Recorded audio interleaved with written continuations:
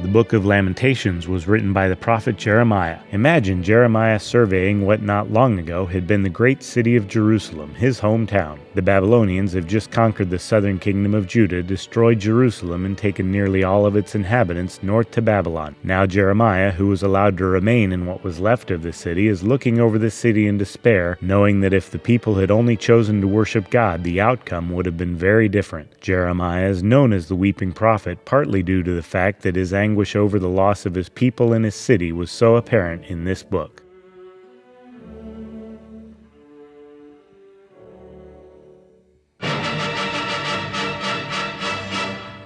Pathos is an emotion of sympathetic pity, and the Book of Lamentations has pathos aplenty. After an 18-month siege on the city of Jerusalem by Nebuchadnezzar and the Babylonians, everyone was starved, many were dead, some were tortured, and nearly everyone was taken away to Babylon. Where the Book of Jeremiah predicted this would happen, Lamentations has the prophet Jeremiah looking back at what has happened and seeing the devastating results of their disobedience. Jeremiah was brokenhearted, and he wept over what was left of the city. He was not only sad about the city, but also because the people had rejected God. He had spent years warning the Israelites that this was going to happen if they didn't turn back to God. The false prophets kept saying, "Relax, we'll be fine." They didn't want to hear any more of Jeremiah's gloom and doom, so they threw him in jail a few times because of his prophecies. Now he was looking in utter despair over the ruins of this city that he loved. Jerusalem in all her splendor went from being a queen to a slave, and all who honored her now despised her. Things were so bad that they were willing to trade their riches just to buy bread to eat. Jeremiah cried to God for himself and his people to be delivered from this punishment, although he knew it had to be. God had rejected the people because they had rejected him. It would be 70 years before the Israelites would start to return to Jerusalem, but at least they were told that they would return. Now that's what I call pathos.